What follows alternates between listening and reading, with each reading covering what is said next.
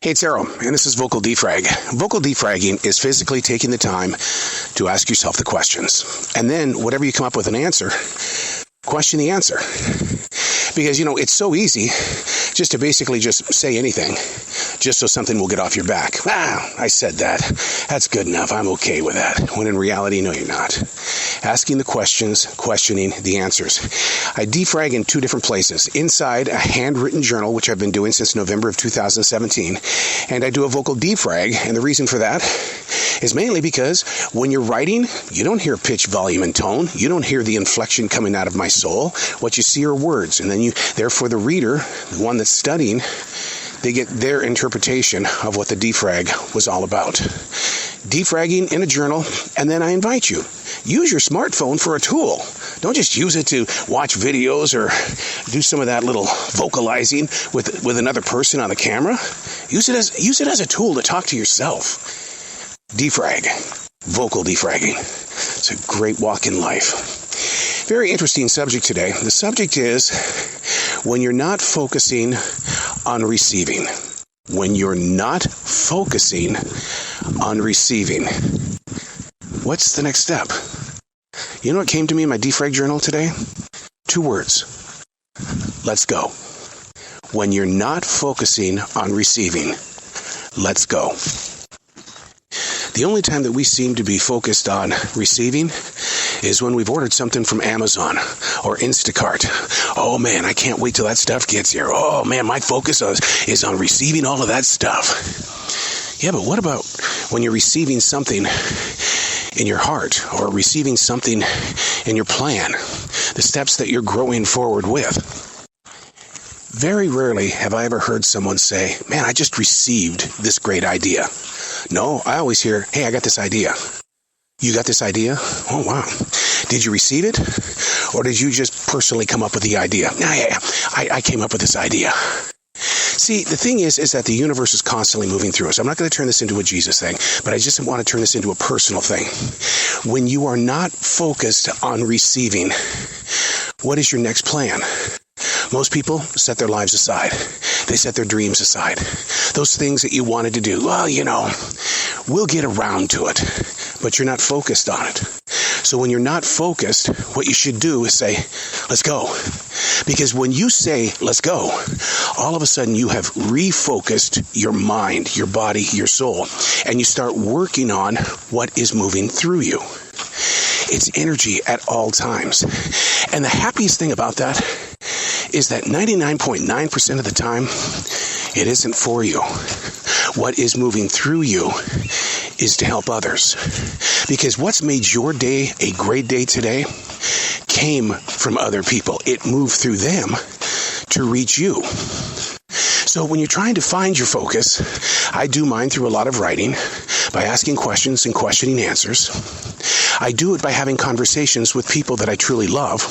And you know what? I also get it from people I just met.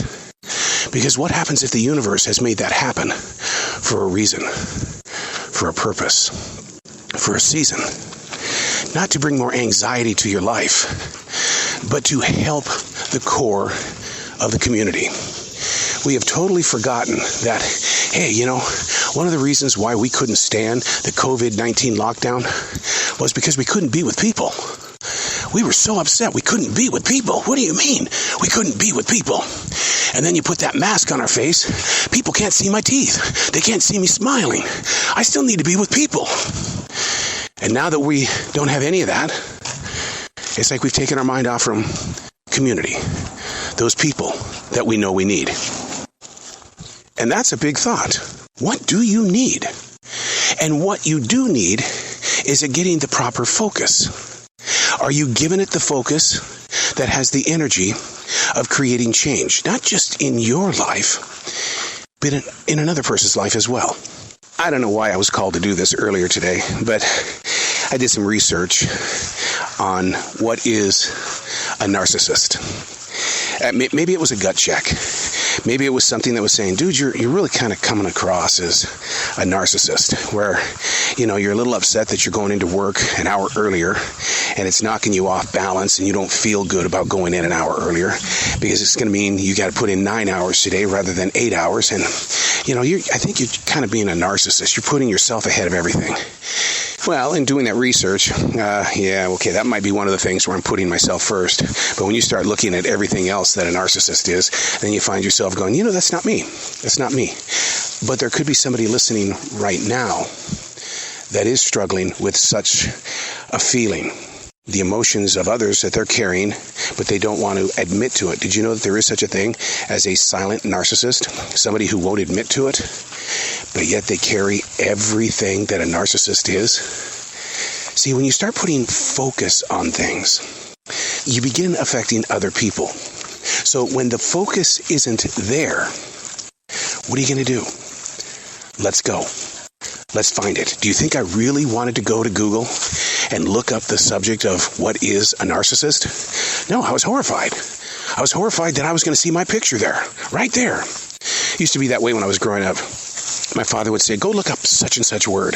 And he goes, if your picture's on there, then you're the one. You're the one, the definition of what that word means. And so that's been my whole entire life. It's like, okay, oh my God, why is this word even in my heart?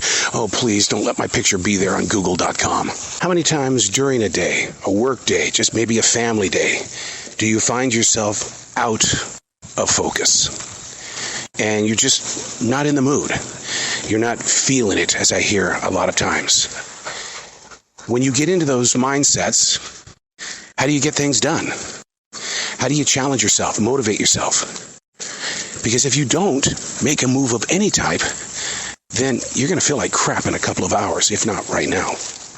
I work with a lot of people who use their out of focus times as being their greatest excuse as to why they want to go home early, or they're just not checking in and giving those guests that come into our store an opportunity to have an experience.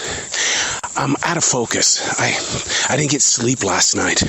Man, I'm not eating right. My focus is just, it's gone. Well, go eat.